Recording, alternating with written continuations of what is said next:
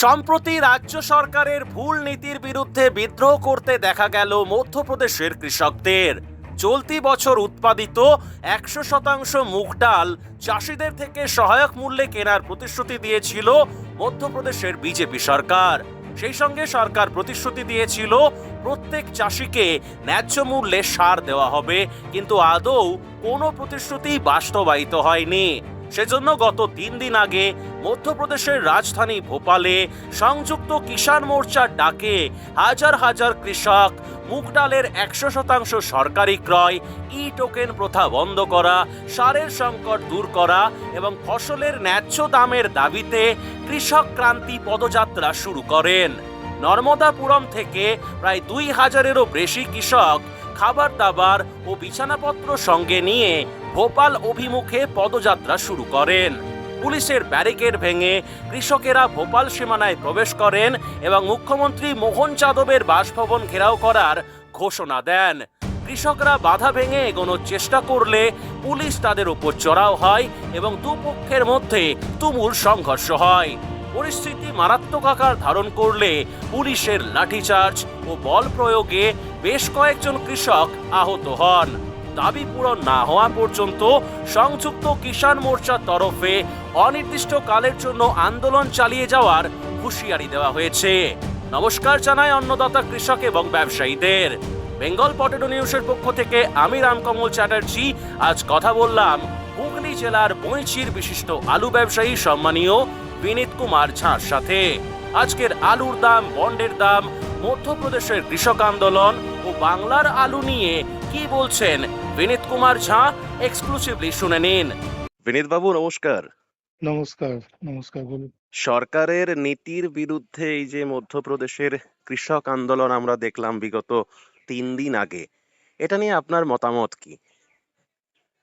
দেখুন, কৃষকের ন্যায্য দাম, ন্যায্য পাওনা, ন্যায্য ফসলের মূল্য পাওয়াটা কৃষকের জন্যই আন্দোলন করছে। হুম। কিন্তু কৃষকের হয়ে সরকার, কোনো সরকারই কৃষকের ব্যাপারটা দেখেন। হুম। কৃষকের ব্যাপারটা জাস্ট একটা বলতে হয়, বলে দেয়। হুম। সবই ভোটের রাজনীতি। হুম। কোনো সরকারই কৃষকের যে ফসলের ন্যায্য মূল্য, হুম। সেটা যে কিভাবে পাবে, হুম। সেটা কোনো সরকারই এটা নিয়ে চিন্তা ভাবনা করে না। হুম। হুম। সেই জন্য ওরা আন্দোলন করছে এই এখন। বলুন। এই সেম জিনিসটা তো আমাদের পশ্চিমবঙ্গের ক্ষেত্রেও আমরা দেখতে পাচ্ছি। যেমন ধরুন, হুম, বিধানসভা ভোটের আগে হুম, বিভিন্ন সময় বিভিন্ন জনপ্রতিনিধি এখন বর্তমানে যারা হয়েছেন তারা হুম, প্রচারেতে আলু নিয়ে বিভিন্ন রকম প্রতিশ্রুতি রেখেছিলেন বা দিয়েছিলেন। হুম, ডিরেক্ট পরশুদিনে কৃষিমন্ত্রী সাহেব আমার চ্যানেলের মাধ্যমে বললেন যে হুম, এবছরের সংরক্ষিত আলুর উপর হুম, সরকার খুব একটা কিছু করবে বলে হুম, মনে হয় না। হুম। তো সেক্ষেত্রে বাংলাতেও কি এই ধরনের আন্দোলন হতে পারে বা কিছু আভাস কি পাচ্ছেন? দেখুন, একটা কথা বলি। হুম। আমাদের এখানকার সরকার গঠন হয়েছে, আমাদের কৃষকের আলু উঠে গেছে তারপরে। হ্যাঁ।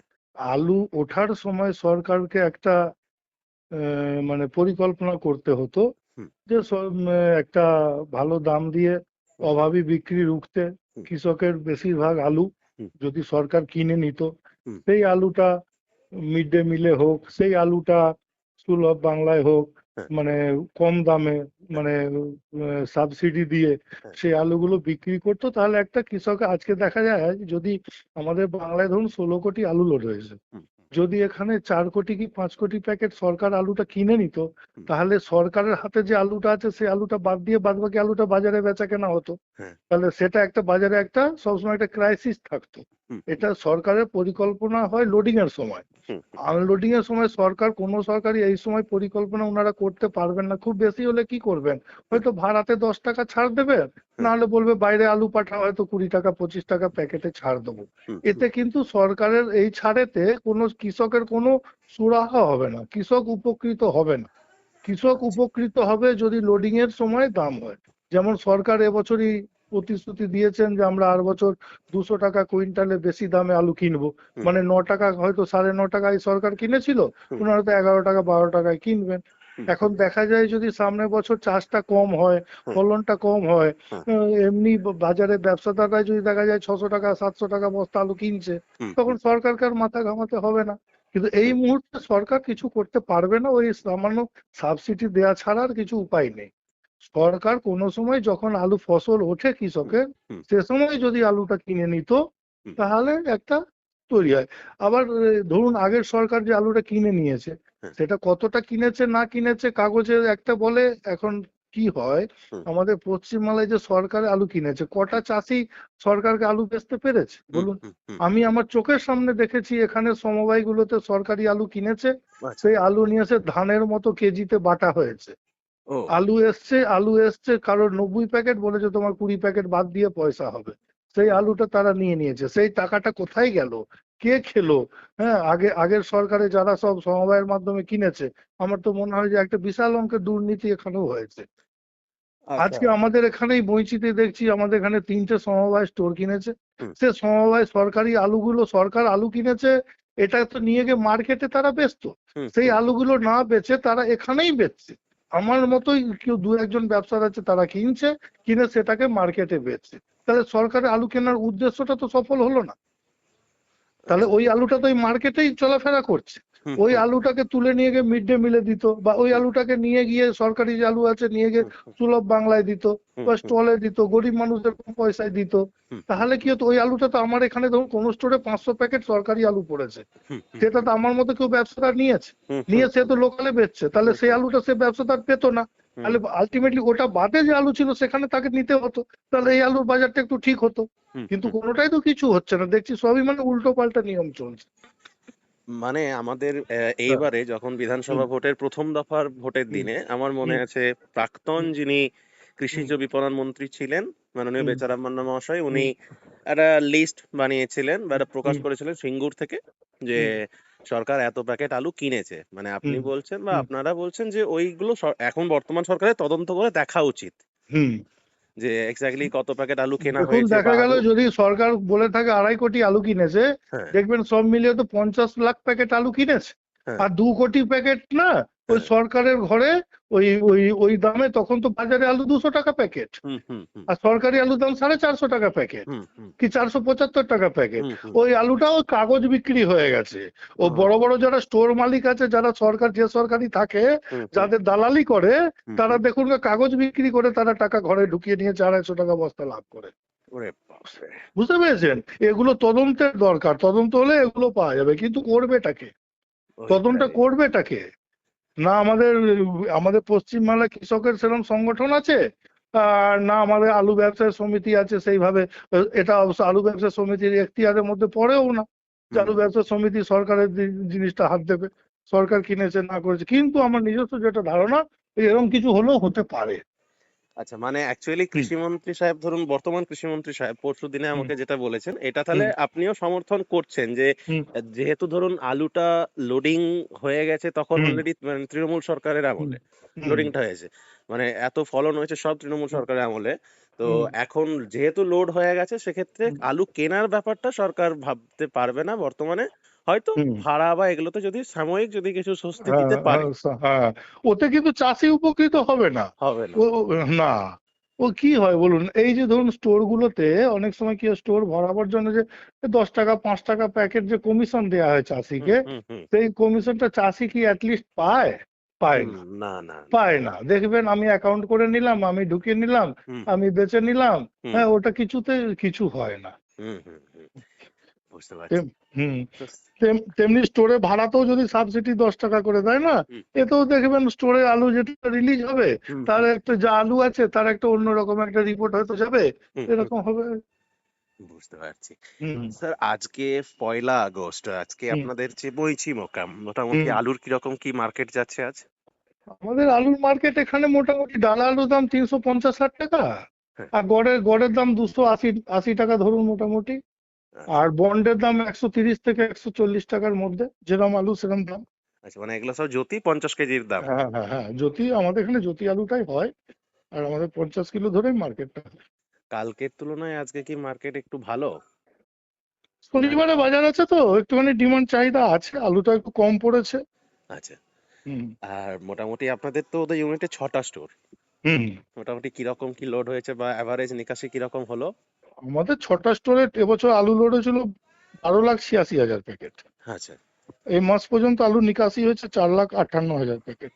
মানে একদম 31শে জুলাই পর্যন্ত। হ্যাঁ হ্যাঁ, তো এখন মোটামুটি আলুর মার্কেট নিয়ে 35.67%। আমাদের বইচিতে নিকাশি ভালো আছে।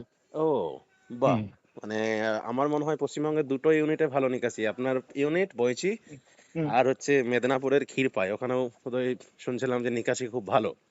তো হুম। এখন ধরুন আলুর মার্কেট নিয়ে কি ভাবছেন বা কি মেসেজ দেবেন আমাদের দর্শকদের? আলুর মার্কেট ভালো কিছু নেই, ভালো কিছু হবে না, কারণ আলুর নিকাশি হুম, খুব খারাপ আছে। আমাদের বইচিটা দেখলে হবে না, হুম, পুরো পশ্চিম বাংলায় আমার যা ধারণা এ মাসে 12%-এর আশপাশ আলু বেরোবে। আগের হুম, মাসে 14 ছিল, হুম, 26% সব মিলিয়ে হবে। হুম, এবার ধরুন 26% আলু মানে এখনো ধরে নেন প্রায় 74% আলু থাকলো। হুম, এবার 74% যদি আলু থাকে, হ্যাঁ, আর সামনের মাসেও ধরে এই মাসেও ধরে নিলাম যদি 12-13% আলু বেরোয়, হ্যাঁ, তাহলে 39-40% 60-61% নিয়ে আলু হুম, সেপ্টেম্বরে ঢুকবে। হুম, নিয়ার আবার 10 কোটি প্যাকেট আলু নিয়ে ঢুকবে। হুম, সেই আলুটার ওপর তো বাজার ভালো হওয়া তো কোনো কথা নেই, কারণ আলু মানে হওয়ার কোনো জায়গা নেই। বুঝতে পারছি।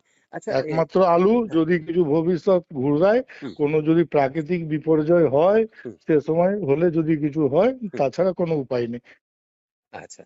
আর আপনাদের ওখানের মানে বইচি হুম মোকামের রেডি যে হুম আলুটা এখন ধরুন হুম। গড় বা ডালা, এটা মোটামুটি কোথায় গিয়ে বিক্রি হচ্ছে?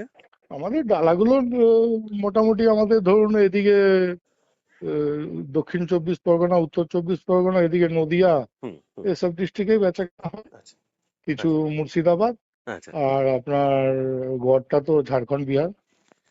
ঝাড়খণ্ডে তো সম্প্রতি মানে হিন্দি শ্রাবণ মাস শুরু হয়েছে, তো হুম। শ্রাবণী মেলার জন্য কি আলুর টানটা কি একটু বেড়েছে মনে হচ্ছে? ঝাড়খণ্ড বিহারে আমরা তো ধরুন এমনি এবছর যাচ্ছে, হুম, কিন্তু তার জন্য আলাদা কিছু এক্সট্রা কিছু ডিমান্ড আমি দেখতে পাচ্ছি না। উম, তবে বেচাকেনা হচ্ছে। বিহার ঝাড়খণ্ডে আলু যেটা অন্য বছর একদমই যাচ্ছিল না, সেই হুম, তুলনায় একটু বেশি যাচ্ছে। কিন্তু বিক্রি সব জায়গায় খারাপ আছে। হুম। বিক্রি, দাম যত কম বিক্রিও তত কম। আচ্ছা, এই যে ধরুন বর্তমানে সরকারের বিভিন্ন প্রতিনিধিরা হুম বিভিন্ন আমাদের হুম মতো মিডিয়ার মাধ্যমে হুম বলছে জনসমক্ষে যে হুম আমরা সামনের বছরের জন্য হুম আলুর বিভিন্ন রকম ভাবনা চিন্তা হুম করব, যেমন হুম ভর্তুকির বলেছে, হুম সার হুম বীজ হুম ইত্যাদি ইত্যাদি বলেছে। তো হুম। সরকারিভাবে কি আলু চাষটা কোথাও কমিয়ে আলুর বিকল্প চাষে চাষিদেরকে মানে ইন্সপায়ার করাটা উচিত বলে মনে হয়? দেখেন, আলু চাষ কমানো আর বাড়ানোটা সরকারের হাতে কিছু নেই।